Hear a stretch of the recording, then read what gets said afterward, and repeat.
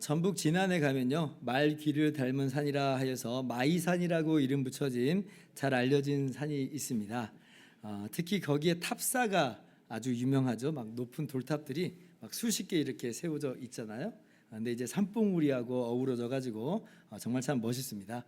저도 몇 년 전에 다시 한번 놀러 가 본 적이 있는데요. 그런데 마이산에는 그 외에도 이러한 조형물이 있습니다. 제가 한번 사진을 가져와 봤는데요. 이게 뭐냐면 분수계예요. 분수계. 그러니까 물이 서로 나뉘어 흘러가는 곳이라는 그런 뜻입니다. 지금 저 가운데서는 물이 퐁퐁퐁 솟아나는데요. 그게 이제 위쪽으로, 그러니까 북쪽으로 떨어지면 그게 금강이 되고요.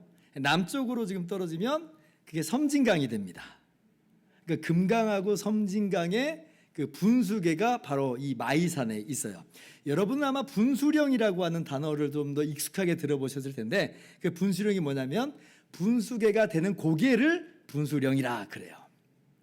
자, 그런데 여러분 저 물방울에 인격과 또 자유의지가 있다고 한번 상상을 한번 해보세요. 내가 이쪽으로 1cm만 가면 금강으로 가는 거고, 내가 이쪽으로 1cm만 가면 섬진강으로 가는 거예요. 나는 어떤 쪽을 택할 것인가? 이거 한번 그냥 선택하면 돌이킬 수가 없어요. 돌이킬 수 없는 선택. 와, 정말 가슴 떨리죠.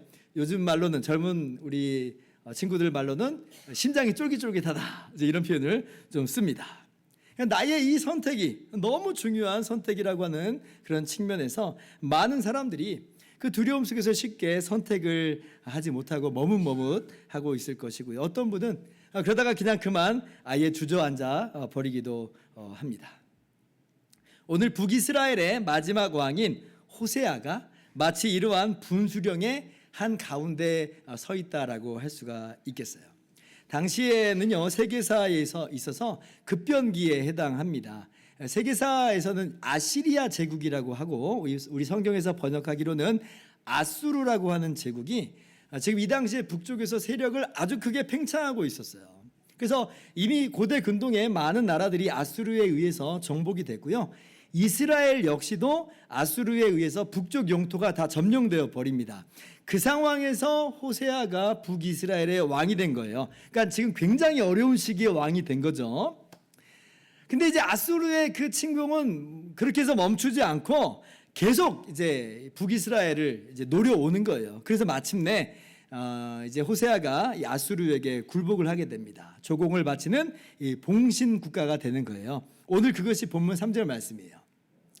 자, 아수르의 왕 살마네셀이 올라오니 호세아가 그에게 종이 되어 조공을 드리더니, 전에는 약소 국가이긴 해도 그래도 자주 국가라고 하는 자부심이 있었는데, 근데 지금은 이제 자주성을 상실하게 됐다는 거죠. 영토도 많이 쪼그라들었어요. 그러니까 지금 이 시간은 북이스라엘로서는 참 치욕의 시간이고 수치스러운 그런 시간이다라고 할 수가 있습니다. 자, 그런데 그 당시에 이 이스라엘의 남쪽에는 어떤 나라가 또 자리 잡고 있었냐면 애굽이라고 하는, 전통의 강자인 애굽이라고 하는 나라가 자리를 잡고 있었어요. 세계사로 보면 이집트 왕국, 이집트 제국이 바로 그 나라입니다. 근데 이제 이때 애굽도 지금 아수르의 급속한 팽창에 대해서 위기감을 느꼈어요. 그래가지고 지금 아수르에 대항하는 세력들을 막 모으고 있었습니다. 그 세력들을 모으고 있었어요. 그러니까 지금 북이스라엘은 어떤 신세냐면 지금 아수르하고 지금 남쪽의 이집트 사이에서 뭐예요? 분수령의 위치에 있는 거예요. 분수령의 위치. 어디를 선택해야 되느냐? 여러분, 이 상황에서 호세아의 선택은 어떠해야 될까요? 수치스럽지만 아직 그래도 나라가 망한 것은 아니니까 계속 아수르를 섬겨야 할까요? 아니면 애굽에게 기대 가지고 애굽과 힘을 합쳐 가지고 아수르를 몰아내고 자주성을 되찾아야 될까요? 굉장히 어려운 선택이죠. 아수르냐 애굽이냐? 여러분은 어떻게 선택하시겠어요? 나의 이 선택으로 우리나라의 운명이, 북이스라엘의 운명이 갈린다고 생각하니 어쩌면 호세아는 밤잠을 이루지 못했을 것입니다. 이거 누가 뭐 쉽게 결정할 수 있겠어요? 그리고 이제 마침내 호세아는 결정을 내리죠. 아수르를 버리고 애굽을 택하기로 한 것이에요. 그러면 여러분, 과연 이 선택이 어떤 결과로 이어졌을까요? 우리가 오늘 이미 본문에서 읽었다시피 이 선택은 패착이었죠. 결국 이 일을 계기로 해서 북이스라엘은 완전히 멸망하게 됩니다. 이게 5절 말씀 이하예요. 교도할까요? 아수르 왕이 올라와 그 온 땅에 두루다니고 사마리아로 올라와 그곳을 3년간 에워쌌더라. 6절 같이요. 호세아 제9년에 아수르 왕이 사마리아를 점령하고 이스라엘 사람을 사로잡아 아수르로 끌어다가 고산 강가에 있는 할라와 하볼과 메대 사람의 여러 고을에 두었더라. 네, 북이스라엘이 이렇게 아수르에 의해서 완전히 멸망합니다. 그러니까 BC 930년에 여로보암에 의해서 나라가 처음 세워졌는데 210년 만인 BC 722년에 이렇게 아수르에 의해서 완전히 멸망해가지고 포로로 끌려갑니다. 그리고 이제 아수르 제국이 이 땅에는 다른 민족을 다 앉혀다놔요. 우리가 신약 성경에 사마리아인이다라고 하는 그런 사람들을 만나게 되는데 그 사마리아인의 유래가 바로 이때부터 비롯된 것입니다. 자, 그렇다면 오늘 이스라엘의 마지막 왕인 호세아의 통치와 그리고 이스라엘의 멸망을 통해서 하나님께서 오늘 우리에게 주시는 교훈은 무엇일까요? 우리는 무엇을 오늘 말씀을 통해서 깨달아야 하는 것이며 우리는 어떻게 살아가야 될까요? 우리가 세 가지로 살펴보도록 하겠습니다. 첫째로 우리는 만사를 바라보는 더 깊은 관점을 가질 수 있어야 돼요. 그게 뭐냐면 하나님의 관점으로 만사를 들여다보며 그렇게 하나님의 관점 안에서 우리의 삶을 적용하면서 이루어 나가야 된다는 거죠. 여러분, 오늘 이러한 이 북이스라엘의 멸망의 역사를 보면서 우리가 자칫 어떠한 진단과 처방을 내리기 마련이냐면 에이, 그래서 호세아가 이러면 안 됐던 거야. 국제정세를 읽는 눈이 없구만. 지금은 계속 아수르 밑에 있어가지고 조심스럽게 힘을 길러야 될 때였어. 나중에 결정적일 때 엎었어야지. 지금 아수르가 최강의 힘을 발휘하고 있는데 이게 뭔 짓이야. 대략 이렇게 처방이 나왔겠죠. 그래서 호세아의 근시안적인 안목과 어리석은 선택을 아마 탓하기 일쑤일 것입니다. 예, 맞아요. 그게 일반적이고 국제정세에 입각한 상식적인 진단과 처방이 맞죠. 자, 그러나 오늘 성경이 그렇게 이야기하는가? 아니, 그렇게 얘기하지 않아요. 오늘 성경은 뭐라고 이야기하냐면 그보다도 근본적인 문제가 있었다라고 하는 것을 우리에게 말씀해줘요. 그것보다도 더 핵심적인 문제가 있었다는 거예요. 뭐냐? 자, 7절 말씀 이해를 봅시다. 이 일은 이스라엘 자손이 자기를 애굽 땅에서 인도하여 내사 애굽의 왕 바로의 손에서 벗어나게 하신 그 하나님 여호와께 죄를 범하고 또 다른 신들을 경외하며 8절 같이요. 여호와께서 이스라엘 자손 앞에서 쫓아내신 이방 사람의 규례와 이스라엘 여러 왕이 세운 율례를 행하였음이라. 자, 이 일은 그죠. 이 일은 그러니까 이스라엘이 멸망하게 된 원인은 이런 말이에요. 뭐 때문이라는 거예요? 이 일은 이것 때문에 그렇게 된 건데 그게 뭐 때문이냐면 호세아의 어리석은 선택 때문이 아니라 어쩔 수 없는 국제정세 때문에가 아니라 하나님께 죄를 범했기 때문이다. 다른 신들을 섬겼기 때문이다. 금송아지 우상을 섬겼기 때문이다. 산당에서 우상을 섬겼기 때문이다. 하나님 말씀을 떠났기 때문이다. 이것이 오늘 성경의 진단이에요. 무슨 뭐 정치, 외교, 국제정세 이야기하지 않습니다. 보다 궁극적인 하나님과의 관계의 문제를 말씀하고 있고 그것이 치명적이었다는 거예요. 그것이 본질이라는 거예요. 우리가 그것을 볼 수 있어야 된다는 거예요. 여러분은 이러한 진단을 내릴 수 있는 진정한 안목, 바른 안목을 소유하고 있습니까? 아니면 우리의 진단이라고 하는 것도 고작 인간적인 역학 관계에 머물러 있는 것은 아닌가요? 그래서 허구한 날 그것 때우다가 우리의 시간들을 그렇게 소비하고 허비하고 있는 것은 아닌가요? 정작 문제는 윗집에서 물이 수도가 새는 건데 그것 깨닫지 못하고 벽지만 맨날 바르고 갈라진 틈만 맨날 메우는 그런 삶으로 우리가 급급하게 살아가고 있는 것은 아닌가라고 하는 거예요. 여러분, 전문가의 바르고 정확한 진단은 너무 중요합니다. 진단을 정확히 하는 게 너무나 중요해요. 잘못 진단하면요, 돈은 돈대로 쓰고 시간은 시간대로 흘러가고 노력은 노력대로 하고 그것도 해결이 안 돼가지고 막 스트레스로 막 이만저만 우리가 시달리는 게 아니에요. 게다가 그게 또 건강 문제라고 한다면 이건 잘못된 진단으로 인해서 생사의 문제, 삶의 질의 문제까지 이게 번져나가기 마련입니다. 진단이 너무 중요해요. 제대로 해야 돼요. 그런 안목이 있어야 돼요. 미국의 자동차 왕인 헨리 포드의 일화입니다. 찰리 스타인매츠라고 하는 전기 분야에서 탁월한 사람이 그 헨리 포드의 첫 번째 공장에 발전기를 설치를 했습니다. 한동안 잘 돌아갔어요. 그런데 그러던 어느 날 이 발전기가 고장이 나가지고 공장이 스톱이 돼 버렸습니다. 그래서 이제 헨리 포드가 지금 막 발전기 수리공, 뭐 전기공 불러다가 뭐 고치려고 했겠죠. 근데 고치려고 하는데 고치지를 못하는 거예요. 그래서 이제 헨리 포드가 스타인매츠를 불렀어요. 그래서 이제 스타인매츠가 와가지고 몇 시간 동안 뭐 이것저것 막 하더니 다시 발전기가 윙 하고 돌아가는 거예요. 고쳐진 거죠. 그리고 이제 며칠 뒤에 포드에게 청구서가 도착을 합니다. 얼마짜리 청구서가 도착하냐면 무려 $10,000짜리 청구서가 도착해요. $10,000짜리 청구서. 몇 시간 이제 일했는데 $10,000예요. 포드가 부자이긴 해도 이거 좀 너무하다 싶었대요. 그래서 이제 글을 써보내기를, 아니 찰리, 이 청구서의 금액은 당신이 그 모터를 두들기며 몇 시간 일한 거에 비해서 너무 비싸지 않습니까? 아니 그렇잖아요, 몇 시간인데. 그러니까 답이 돌아왔습니다. 모터를 두들기면서 일한 시간 $10. 어디를 두들겨야 할지 알아낸 것은 $9,990. 합 $10,000. 그래서 포드가 $10,000 줬대요. 여러분, 정확한 진단 능력이 그만큼 중요하고 가치가 있다는 거예요. 그걸 인정하는 거죠. 여러분, 이러한 안목을 가지실 수 있기를 바라요. 정말 모든 일을 하나님의 관점으로 정확하게 보는 훈련을 우리가 해야 하는 것이에요. 목사님, 이게 정확한 진단이고 궁극적인 바른 안목이라는 거 어떻게 합니까? 증명이 안 된 거 아니에요? 그냥 말만 이렇게 하는 거 아닙니까? 물론 여러분 그런 생각 안 하실 거예요. 하나님 말씀이니까 이게 우리가 의심 없이 지금 다 받아들일 건데, 근데 혹 어떤 분들은 조금 더 분명하게 알기를 원하시는 분들이 있을까 봐 제가 말씀을 더 드릴게요.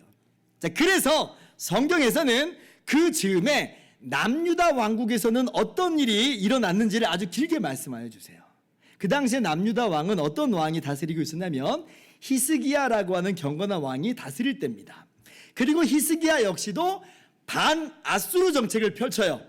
아까 호세아도 반아수르 정책을 펼쳤는데 남유다인 히스기야도 반아수르 정책을 펼쳐요. 차이가 하나 있다면 호세아는 애굽왕을 의지했는데 히스기야는 하나님만을 의지한다는 그 차이가 있었어요. 그러니까 아니 아수르 군대가 가만 내버려 두겠어요? 남유다를 쳐들어옵니다. 쳐들어왔어요. 그리고 그 기세가 얼마나 대단했던지 예루살렘, 수도인 예루살렘과 몇몇 성 외에는 다 점령돼 버려요. 그러니까 이쯤 되면 유다도 뭐냐면 이건 거의 망하기 일보 직전이라는 겁니다. 그러니까 히스기야 역시도 이걸 보면 오판이라고 딱 할 수 있는 그런 장면이라는 거예요. 그러나 유다는 망하지 않아요. 유다는 안 망합니다. 놀랍죠? 유다가 힘이 세서 그런 게 아니에요. 애굽이 도와줘서가 아니에요. 왜 안 망하냐면 하나님께서 기적을 베푸셔서 유다를 보호해 주세요. 그래서 오히려 아수르 군대가 퇴각할 수밖에 없게 되고, 그래서 그때부터 유다 나라가 주변 나라들의 눈에 존귀하게 그렇게 여김받습니다. 왜냐하면 아수르를 막아냈으니까요. 더 자세한 내용은 다음 주 주일 설교 본문이니까 그때 더 나누도록 하고, 오늘 말씀과 관련 지어서 드리고 싶은 말씀은 이거예요. 반아수르 정책 똑같고 똑같이 수세에 몰린 거 똑같아요. 그러나 하나님을 경외하고 하나님을 의지하는 히스기야는 망하지 않았다는 거죠. 하나님 보호하세요. 그러나 하나님을 떠나고 우상을 섬기고 금송아지 섬기고 하나님 말씀 저버린 북이스라엘은 망했어요. 망했어요. 뭐예요? 열왕기서가 말하는 진단이 맞다는 거예요. 뭐가 핵심이냐? 하나님의 말씀을 떠났느냐, 하나님 말씀 가운데 거하느냐. 차이는 이것밖에 없어요. 여러분, 제가 여러분에게 뭐 일반적이고 상식적인 관점을 무시하라 이런 말씀 드리는 거 아닙니다. 그건 당연히 우리가 가져야 될 지혜요 안목입니다. 그러나 우리가 그보다 더 근본적인 안목을 가지고 있어야 된다라는 걸 말씀드리는 거예요. 하나님의 관점, 성경 말씀을 통해서 얻게 되는 바 하나님의 안목을 가지고 우리의 삶을 들여다보라는 거예요. 그렇게 들여다보실 수 있기를 바랍니다. 바로 이 시간, 오늘 이 시간 우리의 모습을 그렇게 하나님의 관점으로 보실 수 있기를 주님의 이름으로 권면합니다. 둘째로 그렇게 하나님의 관점으로 우리의 인생을 보았을 때 드러나게 되는 우리의 죄악의 모습이 있어요. 우리는 바로 그러한 죄악의 모습을 회개하면서 떠나야 됩니다. 이것이 오늘 우리에게 주신 두 번째 교훈이에요. 오늘 9절 말씀을 보면서 제가 참 인상적인 단어를 이렇게 보게 되었는데, 자 9절 말씀을 읽어봅니다. 이스라엘 자손이 점차로 불의를 행하여 그 하나님 여호와를 배역하여 모든 성읍의 망대로부터 견고한 성에 이르도록 산당을 세우고. 제가 이 점차로라고 하는 이 단어가 마음에 들어왔어요. 점차로 불의를 행했다. 점차로 무슨 뜻이에요? 차츰차츰 이런 말이죠. 처음에는 이 정도면 괜찮겠거니 하면서 한 발 내딛었어요. 그런데 내딛어 보니까 별 문제가 없네. 그러니까 또 한 발을 내딛어요. 그렇게 한 발 한 발 내딛게 된 게 지금 그렇게 그릇가게 된 게 지금은요 너무나 멀리 벗어나게 된 거예요. 이것이 하나님과 우리의 관계 속에서 빈번하게 일어나는 일입니다. 여기에 대해서 C.S. 루이스가 한 말이 정말 우리의 죄악의 모습을 전곡을 찌르는데요. 이렇게 이 책에다 썼습니다. 지옥으로 향하는 가장 안전한 길은 경사가 심하지 않고 바닥은 부드러우며 표지판이 없는 완만한 길이다. 그렇게 썼어요. 이게 어디 나오는 이 글 내용이냐면 스크루테이프의 편지라고 하는 그 책에서 이제 기록한 건데, 그 책의 내용은 이겁니다. 스크루테이프라고 하는 선배 악마가 자기 조카이자 신참 악마에게 편지를 써서 가르치는 거예요. 가상으로 그렇게 이렇게 내용을 책을 쓴 거죠. 근데 그 선배 악마가 뭐라고 지금 가르쳤다는 거예요? 사람들을 지옥으로 향하도록 하는 가장 안전한 길은 한 걸음 한 걸음 정말 완만하게, 그래서 잘 알아차리지 못하게 가도록 하는 것이다 라고 하는 거예요.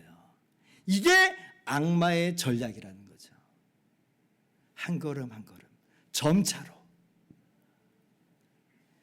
우리도 한번 돌아봤으면 좋겠어요.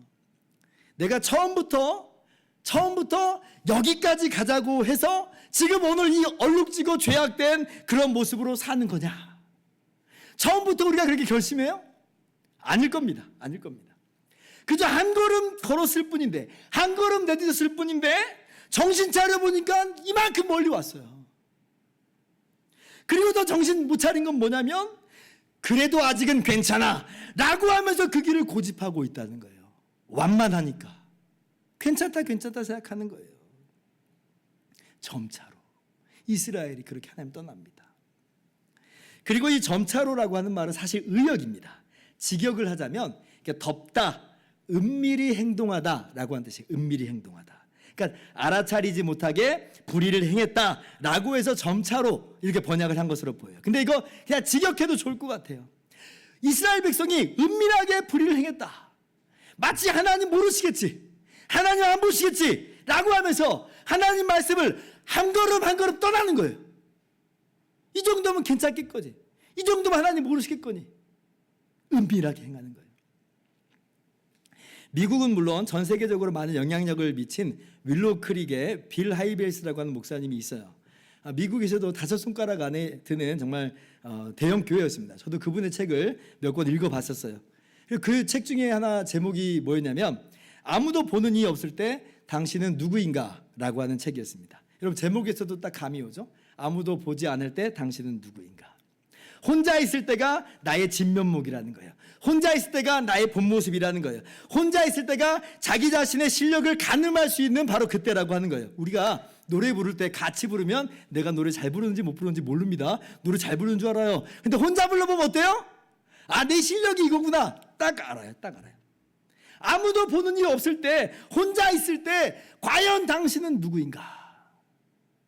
굉장히 임팩트 있는 그런 이 책 제목이었는데, 근데 아이러니하게도 성추문 문제에 이분이 불거져 가지고 원래 은퇴하던 시기보다 이르게 조기 은퇴를 합니다. 정작 자기가 조기 은퇴를 하는 그런 불미스러운 일에 휘말리게 됩니다. 이게 벌써 6년 전 이야기인데 지금 그 이후의 이야기는 못 들었어요. 근데 여러분, 제가 그분 이야기를 말씀드리고자 하는 게 아니에요. 우리 이야기가 중요하죠. 우리 이야기가. 우리가 함부로 손가락질할 수 있는 건 아닌 것 같아요. 왜냐하면 우리에게도 똑같이 질문 던져야 되거든요. 아무도 보는 이 없을 때 나는 누구냐? 나 혼자 있을 때 나는 누구냐? 우리 마음속 가장 깊은 곳에서 나는 누구냐? 우리 자신에게도 이 질문을 던져야 되고 우리가 여기서 답을 해야 되는 거죠. 과연 나는 누구인가? 누가 이 질문에서 과연 하나님 앞에 떳떳하고 당당하게 설 수 있을까요? 자, 그러면 그렇게 우리의 내면을 들여다본 후에, 우리 내면을 그렇게 들여다보네, 그러면 우리는 이제 어떻게 해야 된다는 거예요? 그렇죠. 계속 그렇게 아무렇지도 않게 살아가자는 이야기가 아니라, 점차로 은밀히 그렇게 행하자는 게 아니라, 그게 이스라엘의 모습이었으니까 우리는 그런 모습이 아니라 그런 모습을 회개하고 떠나는 거예요. 하나님께서 선지자들을 보내서 그렇게 하나님 말씀으로 돌아오라고 했거든요. 그러면 우리는 깨닫고 하나님 말씀으로 돌아가야죠. 지금 오늘 이 이스라엘의 이 선택과 이 결과들을 보면서 이걸 그대로 반복한다면 그거야말로 정말 너무나 어리석은 모습이에요. 이 제약된 모습을 그냥 은밀하게 점차로 걸어가는 이 모습을 우리가 따라가야 되겠어요? 그렇지 않죠. 경계할 수 있기를 바랍니다. 그리고 여기서 우리가 가장 경계하고 또 회개해야 되는 부분들, 우리가 떠나야 되는 부분은 바로 우상숭배의 문제입니다. 우상숭배의 문제. 오늘 이 북이스라엘의 문제의 핵심은 뭐냐면 우상숭배예요. 이스라엘이 우상을 숭배한 거예요. 하나님을 떠났죠. 여러분, 우상이 뭡니까? 한마디로 하나님보다 우리가 더 사랑하는 것, 하나님보다 우리가 더 의존하는 것, 바로 그게 우상이에요. 눈에 보이는 것도 우상인데 눈에 보이지 않는 것, 우리가 하나님보다 더 사랑하는 것도 바로 그게 우상이에요. 이를테면 우리에게 절대 반지들이 있죠. 절대 반지들. 그것만 소유하면 나는 행복할 것 같고, 그것만 가지면 내 삶이 의미가 있을 것 같고, 그것만 있으면 내 존재가 숨 쉬는 것 같은 그러한 것들이 있어요. 절대 반지들이에요. 그래서 우리의 인생이요, 이 절대 반지에 매여 있고 매몰되어 있고 절대 반지를 얻으려고 집착하면서 광적으로 삽니다. 그게 뭐예요? 그게 우상입니다. 우상 숭배예요. 톨킨의 반지의 제왕에 나오는 거죠. 절대 반지. 이 톨킨의 반지의 제왕에 대해서 한 여성이 톨킨에게 편지를 써서 이렇게 물어봤습니다.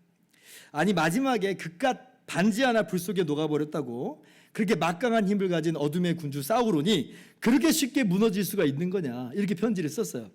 저도 사실 영화 보면서 내내 그 생각했어요. 아니, 저깟 반지가 뭐라고 라고 하면서 봤기 때문에 그 질문에 굉장히 솔깃해졌습니다. 그때 톨킨의 대답이 이거예요. 사우론의 반지는 생명 또는 힘을 외부의 어떤 대상에게 부여해서 그것에 우리가 갇히거나 파멸을 맞게 되는 신화적 장치다, 그렇게 썼어요. 그래서 악마가 그 반지를 통해서 힘을 발휘하는 거고, 그리고 그 반지가 파괴되면 힘을 잃는 것이다. 우리가 우리의 생명, 우리의 힘을 어떤 대상에게 부여해서 그것 지금 바라보고 사모하고 의지하고 사느냐는 거예요. 저는 그 반지를 더 쉽게 오늘 우상숭배라 말씀드린 거예요. 우상숭배다. 반지로 표현되는 내가 사모하는 그 대상이 우상이고, 반지를 탐내는 나의 탐욕이 우상이고, 그것으로 말미암아 나의 유익을 도모하고자 하는 나의 유익 자체, 나 자신 자체가 우상숭배예요. 그러한 모습이 북이스라엘의 모습이었고 우리들의 모습이다 하는 거죠. 그러나 하나님께서는 분명하게 우리에게 말씀하십니다. 그러한 모습은 우리에게 어울리는 모습이 아니라 분명히 말씀하여 주세요. 십계명 제1계명, 너는 나 외에는 다른 신을 내게 두지 말지니라. 2계명, 너를 위하여 우상을 만들지 말고 절하지 말고 섬기지 말라. 하나님께서는요, 우리 보고 그렇게 절대 반지에 매몰돼서 우상 숭배하라고 그렇게 우리를 하나님의 형상대로 창조한 것이 아니라 말씀하세요. 왜 우리를 하나님의 형상대로 만드셨는가? 하나님과 사귀며 살도록. 그래서 하나님께서 맡기신 그 일을 잘 감당하라고, 그래서 우리를 하나님의 형상대로 그렇게 창조하여 주신 거예요. 지금도 우리를 죄와 사망에서 구원하신 목적도 마찬가지입니다. 마태복음 10장 37절 이하에 이렇게 주님께서 말씀하시죠. 아버지나 어머니를 나보다도 사랑하는 자는 내게 합당하지 아니하고 아들이나 딸을 나보다도 사랑하는 자도 내게 합당하지 아니하며. 38절 같이요. 또 자기 십자가를 지고 나를 따르지 않는 자도 내게 합당하지 아니하니라. 내 부모나 자식을 사랑하지 말라는 이야기가 아니라는 걸 여러분 잘 아실 겁니다. 무슨 이야기예요? 우리의 창조주요 구원자가 되신, 우리 죄를 대신해서 십자가를 지기까지 우리를 사랑하신 우리 주님을 가장 사랑하라, 이 말이에요. 가장 사랑하라. 무엇이 우리의 가장 사랑하는 대상이 되어야 되는가를 우리 주님께서 분명히 말씀하여 주세요. 주님을 가장 사랑하십니까? 아니면 혹시 여전히 절대반지 찾아다니십니까? 오늘 이 시간 우리의 모습을 돌아보면서 회개할 수 있기를 바랍니다. 우리의 죄, 우리의 연약함을 주님께 아뢰면서 주님 우리를 불쌍히 여겨달라고, 우리에게 더욱더 은혜를 부어달라고 간구하시는 귀한 시간 되기를 바랍니다. 세 번째, 마지막이에요. 그렇게 볼 때 오늘 우리나 이스라엘이나 사실 별반 다른 없는 사람이라는 걸 발견하게 됩니다. 그런데 이 못난 죄인을 불쌍히 여기셔서 사랑하셔서 대신 십자가에 못 박혀 죽으신 우리 주님의 은혜와 사랑이 있어요. 주님의 은혜와 사랑이 있어요. 우리가요, 그러한 주님의 은혜와 사랑을 기억하면서 감사하면서 살아가야 할 것이에요. 이것이 오늘 본문이 주시는 세 번째 교훈입니다. 제가 이번에 구약개론 1권 성경 공부를 할 때 참여하신 분들께 하나님의 율법에 대해서 좀 설명을 이렇게 했습니다. 어떻게 설명을 했냐면, 하나님의 율법에 있어서 너무 빨리 엉덩이 떼고 일어나려고 하지 마세요. 이렇게 말씀드렸어요. 너무 빨리 엉덩이 떼고 일어나지 마세요. 여러분, 하나님의 말씀에 순종하면 복받고 하나님 말씀에 불순종하면 벌받고, 이런 내용들이 이 구약의 율법에 아주 자세하게 기록되어 있잖아요. 읽을 때마다 너무 두렵습니다. 그래서 우리가 두려우니까 그냥 거기에 더 머물러 있으려고 하지 않아요.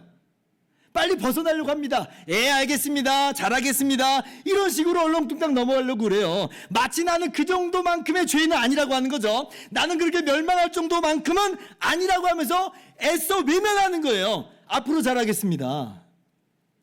한마디로 이거 우리 이야기 아니고 이건 이 사람들 이야기야. 멸망받아 마땅한 이스라엘 이야기야. 오늘 말씀도 보세요. 이거 우리 이야기로 적용 안 하려고 하잖아요. 이건 이스라엘의 이야기지, 나는 이 정도는 아니야 라고 하면서 얼렁뚱땅 넘어가려고 하는 거죠. 그러나 여러분, 율법을 대하는 태도는 그게 합당한 태도가 아닙니다. 우리가 오늘 하나님의 관점과 그에 따른 우리의 죄악의 모습을 살펴봤잖아요. 그러면 이스라엘이나 우리나 여기서 무슨 차이가 있어요? 어떤 다른 점이 있어요? 이게 지금 앞으로 잘하겠습니다 해서 될 일이에요? 아니요, 이미 우리는 파산해버렸어요. 지불 능력이 없다니까요. 앞으로 잘할 수 있나요? 아니요, 내내 실패했던 게 우리의 모습인데 뭘 근거로 우리가 앞으로 잘할 수 있다고 장담할 수가 있어요? 우리가 오늘 말씀을 대할 때도 그래서 하나님 앞으로 잘하겠습니다 부터 하는 게 아니에요. 왜냐하면 우리 그렇게 할 수가 없거든요. 오늘 말씀 앞에서 우리는 어떻게 나가야 되냐면, 우리도 똑같습니다. 맞습니다. 우리의 이야기입니다. 우리가 망해야 마땅합니다. 왜 우리보다 더 악한 아수르를 통해서 이런 일을 하십니까? 라고 하면서 아수르 운운하는 게 아니라 하나님 앞에서 나의 죄인된 모습을 그냥 보면서 하나님 말씀 앞에서 인정하는 거예요. 그게 율법 앞에 피하지 않고 서는 거죠. 그리고 그 안에서 하나님의 은혜를 발견하는 거예요. 그 밑바닥에서. 갈라디아서 3장 22절입니다. 그러나 성경이 모든 것을 죄 아래 가두었으니 이는 예수 그리스도를 믿음으로 말미암는 약속을 믿는 자들에게 주려 함이라. 자, 성경이 모든 것을 죄 아래 가두었으니, 이게 무슨 말이냐면 성경, 율법을 통해서 죄를 깨닫게 된다는 거예요. 마치 오늘 이스라엘의 모습을 보면서 우리의 모습을 발견한다는 거예요. 그러면 우리도 인정한다는 거예요. 맞습니다, 우리도 죄인입니다 라고 하면서 하나님 앞에 고개를 감히 들지 못하고 서라는 거예요. 근데 그래서 하나님께서 어떻게 하신다고요? 하나님께서 어떻게 하시려고 그렇게 우리로 하여금 죄인이라 말씀하시는 거예요? 우리가 죄인이라서 망해야 되는데, 근데 예수님이 바로 그러한 우리의 죄악을 다 갚아주셨다는 거예요. 복음이에요, 복음. 율법을 통해서 우리의 죄인됨을 깨닫게 하시고 그 가운데서 복음이 빛나게 하세요. 그래서 우리가 예수 그리스도 안에서 거저 죄 용서 받아요. 거저 의롭도 안 받아 구원받는 거예요. 오직 의인은 믿음으로 말미암아 살리라. 이사야 53장 6절 말씀입니다. 우리는 다 양 같아서 그릇 행하여 각기 제 길로 갔거늘 여호와께서는 우리 모두의 죄악을 그에게 담당시키셨도다.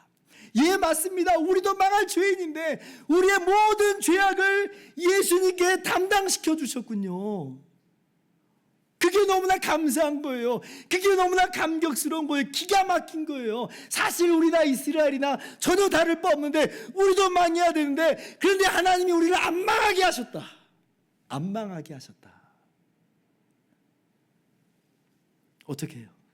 하나님이신 예수님이 우리의 모든 저주와 모든 형벌을 그 몸에 다 받으시고 채찍 맞으시고 몸을 찢으시고 물과 피를 다 쏟으시면서 우리의 죄값을 다 담당하신 거죠. 여러분, 이것이 구약을 바로 보는 시각입니다. 이것이 율법을 보는 시각이에요. 오늘도 우리가 여기까지 보아야 됩니다. 이 예수님의 은혜의 복음 없이 앞으로 잘하겠습니다, 아무 의미 없습니다. 우리 그렇게 못해요. 그렇게 해서는 항상 두려울 수밖에 없어요. 왜? 못하니까. 그러나 예수님이 다 담당하신 줄을 알기에 우리는 자유함을 얻어요. 기쁨이 있어요. 감격이 있어요. 그러한 기쁨과 감격이 있기에 그 사랑을 힘입어서 감사하는 마음으로 성령께서 우리를 도우심 안에서, 그래서 오늘 한 걸음을 빛 가운데로 걸어가는 거예요. 복 받으려고도 아니고 벌 받지 않기 위해서도 아니고 거저 주신 은혜를 감사하면서 한 걸음 한 걸음을 걸어가는 거죠. 오늘 이 은혜를 만끽하시기를 바랍니다. 그리고 그 은혜 안에서 하나님을 더욱 사랑하고, 그리고 하나님을 사랑함으로 이웃을 사랑하는 그런 모습을 우리가 걸어갈 수 있기를 바랍니다. 이 십자가 은혜, 주님의 십자가 은혜의 복음 바라보면서 천국 인생길을 기쁨과 감사와 감격 속에서 걸어가는 저와 여러분 다 되기를 주님의 이름으로 축원합니다. 이제 말씀을 마칩니다. 제가 처음에 선택의 문제를 말씀을 드렸습니다. 특별히 선택의 문제는요, 요즘 MZ세대에서는요, 이게 현기증이 오는 단어라 그래요.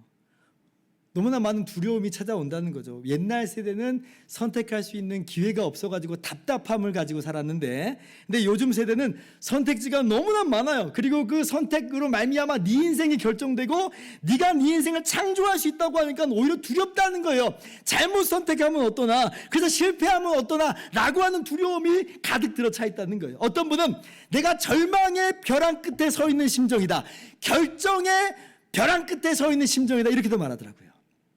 그러나 여러분, 두려워할 필요가 없어요. 왜냐?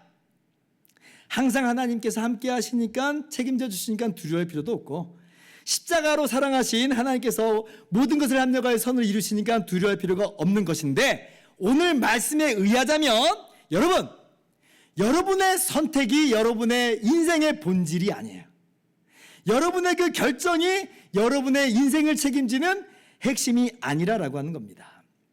친아수르냐 반아수르냐, 이게 우리의 전부인 줄 알고 우리는 두려워하는데, 이것이냐 저것이냐의 선택 안에서 우리는 그렇게 두려워하는데, 핵심은 그게 아니에요. 핵심은 내가 하나님과 올바른 관계를 맺고 있느냐 아니냐, 이게 핵심입니다. 하나님과 그리스도 안에서 올바른 관계를 맺고 있다면 그러면 걱정하지 마세요. 그 어떠한 선택이든지 하나님이 여러분을 책임져 주시니까요. 영원히 그리스도 안에서 책임져 주셨습니다. 그러므로 여러분, 진짜 제대로 보실 수 있기를 바라요. 정말 인생의 궁극적인 핵심 문제는 내가 하나님과 어떤 관계를 맺고 있느냐, 그것이야말로 정말 분수령이라고 하는 것을 깨닫고 예수 그리스도 안에서 하나님과 올바른 관계를 맺으시기를 바랍니다. 그리고 그 사람은 이미 성공적인 인생을 살고 있는 것인 줄을 알아. 오늘도 빛 가운데 걸어가시는 저와 여러분들이 되기를 주님의 이름으로 축원합니다. 기도하겠습니다.